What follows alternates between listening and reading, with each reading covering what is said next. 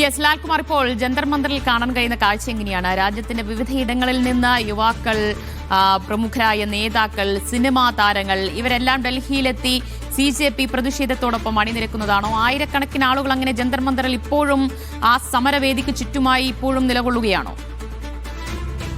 ജന്തർ മന്ദർ ഇന്നും സജീവമാണ്. അതാണ് അത്ഭുതപ്പെടുത്തുന്നത്. കാര്യം ഓരോ ദിവസവും പുതുതായ ആൾക്കാർ വന്നുകൊണ്ടിരിക്കുകയാണ്. ഇവിടെ ആദ്യ ദിവസം അല്ലെങ്കിൽ ഈ പ്രതിഷേധം, ഈ ഡൽഹി പോലീസിന് ക്രൂരമായ അക്രമം ഉണ്ടായ ഒരു ഘട്ടത്തിൽ പലരും പിരിഞ്ഞു പോകും എന്നാണ്, പ്രതിഷേധക്കാർ വീണ്ടും പിരിഞ്ഞു പോകുമെന്നാണ് കരുതുന്നത്. പക്ഷെ അങ്ങനെയല്ല.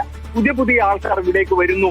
പുതിയ മാർഗമാണ് അവർ സ്വീകരിക്കുന്നത്. അവർ വരുമ്പോൾ ഭക്ഷണമായിട്ട് ഒരു അതിഥിയെ പോലെ ഭക്ഷണവും കരുതി വരുന്നു. അത് ഇതിനകത്ത് വിതരണം ചെയ്യുന്നു. അടുത്ത ആൾക്കാർ വരുന്നു. ഓരോ ഘട്ടത്തിലും ഓരോ സംഘടന വരുന്നു. പുതിയ ആൾക്കാർ, ഇപ്പോൾ മലയാളികൾ ഉൾപ്പെടെ ഇന്നും നൂറുകണക്കിന് മലയാളികൾ ഇവിടെ വരുന്നത്. നമ്മൾ അവരോട് സംസാരിക്കുമ്പോൾ അവർ പറയുന്നത് ഈ പ്രതിഷേധത്തിൽ ഭാഗമാകണം എന്ന കാര്യമാണ്. അത്തരത്തിൽ നൂറുകണക്കിന് ആൾക്കാർ ഓരോ നിമിഷവും ഈ സമരവേദിയിലേക്ക് വരുന്ന കാഴ്ചയാണ് ദിവ്യ കാണുന്നത്. യെസ്, ലാൽകുമാറാണ് ഡൽഹിയിൽ നിന്ന് വിവരങ്ങൾ നൽകിയത്.